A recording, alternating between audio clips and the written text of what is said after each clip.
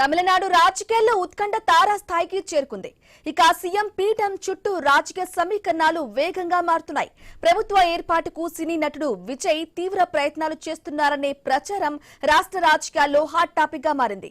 ఇక ఇప్పటికే కాంగ్రెస్ పార్టీ విజయ్ కు మద్దతు ప్రకటించగా మరికొన్ని పార్టీలు మాత్రం కీలక నిర్ణయంపై డైలమాలో ఉన్నట్లుగా తెలుస్తోంది.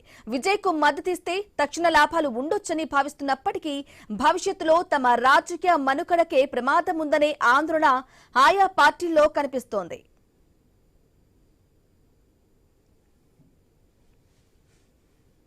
ఇక విజయ్ ప్రభుత్వాన్ని ఏర్పాటు చేస్తే తమిళనాట కొత్త రాజకీయ శక్తిగా ఆయన పార్టీ ఎదిగే అవకాశం ఉందని విశ్లేషకులు చెబుతున్నారు.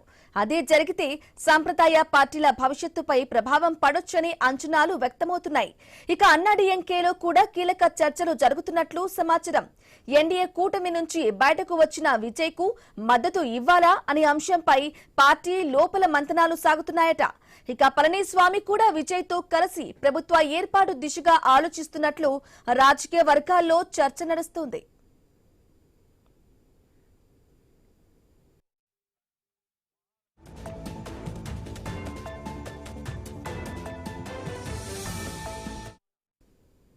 అయితే విజయ్ కు మద్దతిస్తే ప్రజల స్పందన ఎలా ఉంటుందనే అంశంపై పళనిస్వామి జాగ్రత్తగా లెక్కలు వేసుకుంటున్నట్లుగా తెలుస్తోంది. మరోవైపు డీఎంకే తమకు మద్దతిస్తే అధికారంలోకి వచ్చే అవకాశాలు పెరుగుతాయని కూడా అన్నాడీఎంకే వ్యూహాత్మకంగా ఆలోచిస్తున్నట్లు సమాచారం. ఇదిలా ఉండగా డీఎంకే అధినేత స్టాలిన్ కీలక వ్యాఖ్యలు చేశారు.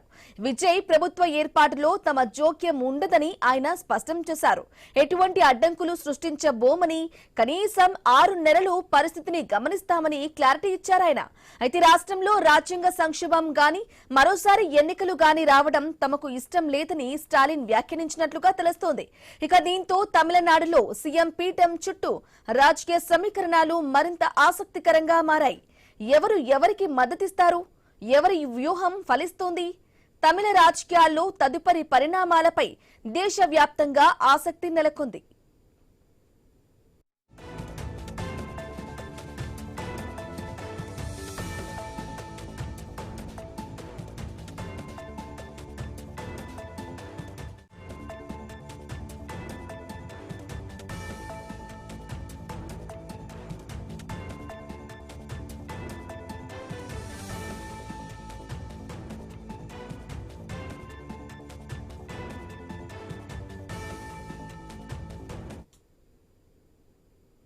తమిళనాడు రాజకీయాల్లో ఉత్కంఠ మరింత పెరిగింది. ప్రభుత్వ ఏర్పాటుపై కొనసాగుతున్న చర్చల మధ్య గవర్నర్ విశ్వనాథ్ అర్లేకర్ కీలక వ్యాఖ్యలు చేశారు. ప్రభుత్వ ఏర్పాటుకు అవసరమైన మ్యాజిక్ ఫిగర్ విషయంలో తాను ఇంకా సంతృప్తి చెందలేదని గవర్నర్ స్పష్టం చేశారు. స్పష్టమైన ఎమ్మెల్యేల మద్దతు లేకుండా ఏ పార్టీ గాని కూటమి గాని ప్రభుత్వం ఏర్పాటు చేసే అవకాశం ఇవ్వలేనని తెలిపారు.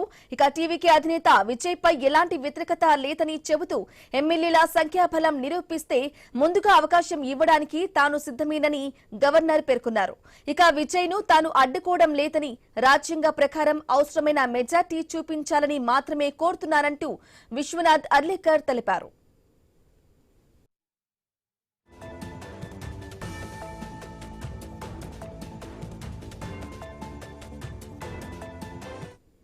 ఇక తాను పూర్తిగా రాజ్యాంగబద్ధంగానే వ్యవహరిస్తున్నారని గవర్నర్ స్పష్టం చేశారు. ఒకవేళ సంఖ్యాబలం నిరూపించలేకపోతే రాజ్యాంగబద్ధమైన ప్రత్యామ్నాయ మార్గాలను పరిశీలిస్తారని తెలిపారు. ఇలాంటి పరిస్థితుల్లో గతంలో సుప్రీంకోర్టు ఇచ్చిన తీర్పులను కూడా అధ్యయనం చేస్తున్నట్లు గవర్నర్ వెల్లడించారు. ఇక ఇప్పటికే తమిళనాడులో సీఎం పీఠం చుట్టూ రాజకీయ సమీకరణాలు వేగంగా మారుతున్న వేళ గవర్నర్ తాజా వ్యాఖ్యలు మరింత చర్చకు దారితీశాయి. విజయ్ నిజంగా మ్యాజిక్ ఫిగర్ సాధిస్తారా? అన్నాడీఎంకే, కాంగ్రెస్, ఇతర పార్టీల తుది నిర్ణయం ఏంటి? తమిళ రాజకీయాల్లో తదుపరి అడుగు ఏంటి అన్నది ఇప్పుడు హాట్ టాపిక్ గా మారింది. ఇదే విషయానికి సంబంధించి పూర్తి అప్డేట్ మా ప్రతినిధి గోపీనాథ్ ఫోన్ ద్వారా అందిస్తారు. గోపీనాథ్, చెప్పండి, తాజాగా గవర్నర్ స్పందించడం జరిగింది. తమిళనాడు గవర్నర్ విశ్వనాథ్ కీలక వ్యాఖ్యలు కూడా చేశారు. నేను టీవీకే చీఫ్ విజయ్ ని అడ్డుకోవడం లేదు, రాజ్యాంగబద్ధంగానే పూర్తి మెజార్టీని తీసుకురమ్మని చెప్పేసి అడుగుతున్నాను అనేది కీలక వ్యాఖ్యలు చేశారు. అప్డేట్స్ ఏంటి?